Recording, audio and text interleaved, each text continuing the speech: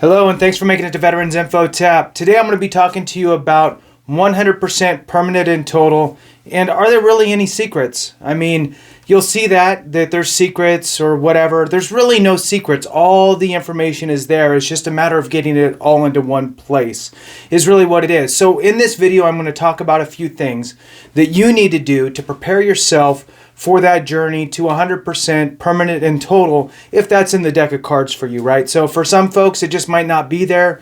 And for others, there is a path. In my personal opinion, I think that there are a lot of avenues in which you can get to a 100% rating with the VA. And the longer you served in the military, whether you did 4 years, 6 years, 12, 30, whatever, the more time you do, the more likely you should be at 100%. Now, the things that I'm looking at here are knowledge. You need to have knowledge of the process and what's required, right? And I'm going to dive deep in, well, kind of deep. I'll dive into these a little bit to give a little perspective, but just to kind of give you the bullet points here. So knowledge of the process and what's required, development of your claim, putting together all your evidence so you can get that filed with the VA appropriately to give yourself the best chance for your claim to get approved. I mean, that's the number one. If your claims are getting denied, you're never going to get to 100%. And then once you actually do get that successful claim packaged up and you get it submitted to the VA, you need to be prepared for that C&P exam because you can stink it up there. So there's different levels through this process. Now, some of the keys to go from that 100% rating, let's say that we get you there, right? You get there with your rating at 100%, but it's not permanent in total. What are a few things that need to kind of switch in order to get you there? And I'll dive into that too. So the first part is getting you to that 100% rating. So the knowledge of the process is how the VA works and what's required, right, in order for those claims to be processed. So what I like to think about is what are the menu of conditions that I can file for, right? So it's important to know what's available. Often we'll seem to really kind of self-select out of a lot of opportunities and leave us with only a small piece of pie to work with, unfortunately. But the reality is there's all kinds of conditions that are listed within the schedule of ratings in the 38 CFR, which is the book for all of the Code of Federal Regulations, basically the rules for the VA. Okay, so schedule of ratings, you can go through them all. There's things you can be rated for, such as a motor tic, right? So like the twitch or kind of a tweaky movement that you may have, right? That is a diagnosable condition that is rateable with the VA. Meniere's disease, which is basically you could have tinnitus or not, have bouts of vertigo, some kind of unsteady walk and unsteady gait. And if you have that condition, that can be rated with the VA. Bad heartburn, GERD, migraine headaches, arthritis, lumbar strain. I mean, you name it. The list just goes on and on. The three things for a successful claim are time in service. That gives us a window of opportunity. A diagnosed condition, right? Like a real diagnosis, not I think I have. No, you go to a doctor and they say you have. So a diagnosed condition. And then the third thing is that link between the two. Oftentimes people miss that piece, especially if you got out of service and then 5 years later, 20 years later, 30 years later, you decide to file for something that you know you've had since you were in, but you never documented it anywhere while you were in service. So it makes it harder to build that bridge back to the proof that it had manifested during your time in service. The key here is that the VA is not looking for, show me the military caused this. That's not what they're looking for. They're looking for, show me that condition first started during your time in service. Now, with presumptive conditions, which there's a lot of those floating around, especially in the Agent Orange world, and then now with the burn pits, there's a lot of presumptive conditions. That eliminates the need for a nexus. So if you have a condition listed as a presumptive condition and you serve during a specified time period in a specified location to meet those presumptive conditions, that's all they need. So there's no need for a Nexus letter or a Nexus letter. There's no need for a nexus on a presumptive condition. So with that, I'm moving forward without the presumptive idea, but I mean, you can also throw those in. So in any case, what you're looking at is now packaging up your successful claim with all of your conditions, and you're filing that, and you're getting service connected. Now, what's really, really, really important, now that you've got it filed with the VA, is you want to make sure, and ideally you did this up front too, is go through the schedule of ratings and read your condition. Read your condition, find it, and then if you read below it, it's going to have a list of different ratings. Let's say they might have a 100% rating, a 60% rating, a 30% rating for that specific condition. If you read all the signs, symptoms, and whatever regarding the 30% rating, and you say to yourself, yeah, I meet all of those. I know I have those things. And then you read the number 60% rating and everything it has to do with, and you read that and you go, nah, I don't really meet all of those. Now you know you should be rated at a 30%. Now, let's say you do meet all the things at a 60%. Great. Now you know you should be a 60%. The problem is that we go in not prepared to the C&P exam. The C&P exam is set up primarily to help the VA determine what rating your condition should be. So when you show up to that C&P exam and the C&P examiner starts asking you questions and you're not really, I have this and, it kind of bothers me here or there. If you're not certain with where you're at with your basic description of your own signs and symptoms, your chances of getting what you should get are really slim because you're not prepared and you're just mumbling, okay? And as a very worst case scenario, remember that your time in service gives you the window of opportunity to work within. For example, let's say that you joined the military 8 years ago and you got out 2 years ago, so you served 6 years, you've been out for 8 years. You go into the C&P exam, and the C&P examiner says, so how long have you been experiencing X? And you go, I don't know, about 10 years. But in your mind, it was when you joined the military and, whatever, right after boot camp and your school or whatever, you started to have these symptoms or whatever condition popped up. And you just say, I don't know, about 10 years. And the C&P examiner writes down 10 years. Well, now it's outside of that window of opportunity.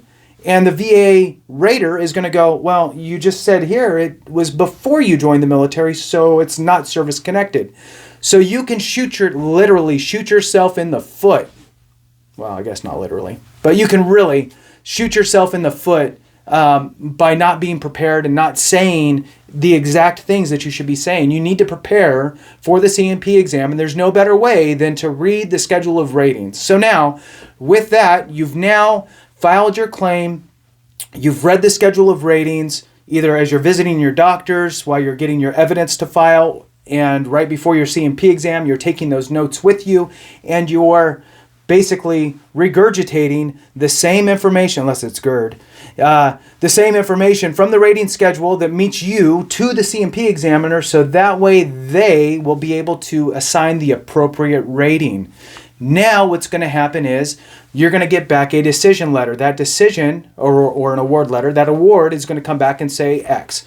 Then you're going to cross-reference to your schedule of ratings because I meet all of those things. I should be rated this for that, and I should be rated this for that, and I should be rated this for that. Cross-reference, and as you go through them, if all those are in place, sweet. Now you have your overall rating. Let's say your overall rating is not at 100%. But now you have a list of conditions that you can now work with to leverage what's called secondary conditions, secondary service-connected conditions. So they're hinging on your current condition. So an example would be your lumbar strain, your bad back that originated during your time in service is now causing you sleep problems. right? And you could actually file these at the same time if you actually have it. But let's say that you didn't have it, and then 2-3 years go by, your condition gets worse, and now you have sleeping issues because of your back. You now have insomnia due to the back pain that now causes you that problem. So you go get diagnosed for insomnia and whatever. You file that claim. That's a secondary condition. Or your knees are bad. It's hard for you to get out of chairs. So you push yourself out. Now your elbow's starting to go. Those types of things are secondary conditions. I actually know of a situation where a guy had some problems with his left side, leg, hip, maybe even his arm, I don't know, but on his left side. I know his legs for sure. So he's going up the stairs, he lost balance, he fell and damaged his right side, and now his right leg and hip and everything's all messed up, and so now he's actually got secondary conditions because of his left side messed up his right side, so now his right side, right? So secondary conditions are huge, okay? You want to make sure that you are following the same procedures, right? So it's just the difference is the Nexus is now your service-connected condition. You still want to get diagnosed. You still want to file a claim. You still want to look at the schedule of ratings, which I'll put all this stuff in the description. You still want to look at the schedule of ratings to see what that specific condition would be rated at and what signs and symptoms meet what ratings to see where you fall, and make notes and take that with you to the C&P examiner. So now, let's say you finally get to, going over that, right? My personal story, I filed, I think, 7 claims, 3 I pushed to appeal, 1 got denied, 1 got approved, 1 got pushed to the Board of Appeals, and then the judge ruled in my favor. So sometimes you don't hit it out the park the first time, it takes you a few swings. So now you're at 100%. Now what? It's not permanent in total, so there's a few different provisions. Okay, so one is in the book, right, the Code of Federal Regulations for the VA, under reexaminations, there's a spot in there that says no future exams will be requested or required or whatever if your conditions are considered static. Okay, that's important. If your doctor, civilian or VA, deem that you're not going to get any better, this is it. I mean, you're going to stay at this or it's going to get worse. If it's that, it's a static condition. And if the VA on the benefit side is not recognizing your condition as static, but your doctor is, then you need to make sure that the VA on the benefit side understands that your condition is static, because you need static conditions in order to get to 100% rating. Very important, okay? So now, under the reexamination portion in the Code of Federal Regulations, there is that line item that says if your conditions are static, they're not going to ask for future exams, which again means that it's static and there's no need to, because it's not going to change. So the other piece in there, there's a few of these provisions. Another one is if you have had other examinations and hospital reports that basically show and prove that your condition has not had any sort of material improvement over the course of the past 5 years or more, then they should not be ordering future exams, which then leads to the fact that the VA is considering your condition to be static. So that's actually a second line in there, but it's basically saying that you are proving that it is a static condition by continuing to have medical appointments and exams that are showing that it is not getting any better. So that's actually where the 5-year rule falls into play with the VA. Another one is the 55-year-old rule. So if you are 55 years or older, and let's say you filed a claim for the first time, the VA should not be, they should look at all of your conditions except for unusual circumstances. Other than unusual circumstances, your condition should essentially be considered static and not look to any future exams for you there either. Now, an unusual circumstance could be a specific type of a cancer that has a high probability of overcoming and you getting treatment, and then all of a sudden it's better and that was the only thing you were rated for. Then they may reduce you, right? So, but the 55-year-old rule is there as well. And then also when the rating is scheduled at the minimum rating possible in the schedule of ratings. So what that means is, let's say that there is 3 different ratings, for example, for a condition, and you are rated at the lowest rating that's applicable. So the VA says, yes, you have that, and yes, you're rated for it, and here's your rating. It's the lowest one. Let's say that lowest rating is a 20% or 30% on that rating schedule. The VA should not order any new exams for that rating, because they've already conceded that you are service connected for it, and they've already rated you for that condition at the minimum. They can't reduce you any lower than what it's at, because you have it and that's the lowest rating. So tinnitus would be a good one, right? 10% is the lowest rating. They're not going to re-examine you for tinnitus because they've already said you have it, and they can't lower it because it's 10. So that's another good one. And then the other kind of way that to look at things is the VA, if you have a future exam. So I'm in this boat, actually. So all of my conditions are static, except for one. But all of my static conditions take me to 100% permanent and total. I don't need this other condition. They could take it away and it doesn't matter.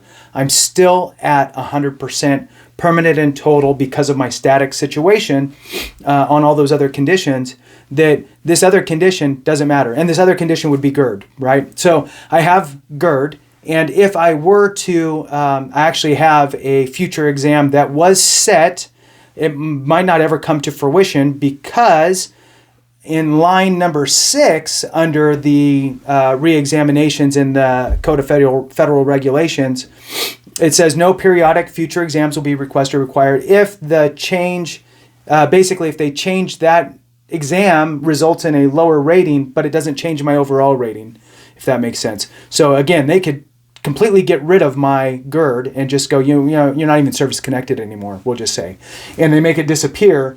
I would still be 100%, so that they won't even bother wasting their time or energy on re-examining me, even though they originally wanted to. So that's just another protection. So once you have the protections in place for these 100%, or once you're at 100%, once you have these protections in place, different things, I personally like the static road, as well as the 55-year and older. The 5-year also comes into play.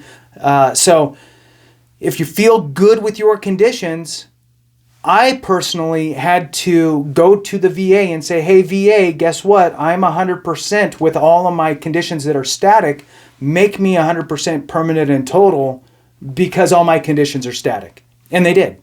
So just wanted to give you guys this information. I hope that it helps. I know this is probably the longest video that I've done, but wanted to kind of just run it through in some sort of a cohesive way. So thanks, and remember, if we don't take care of each other, something went wrong.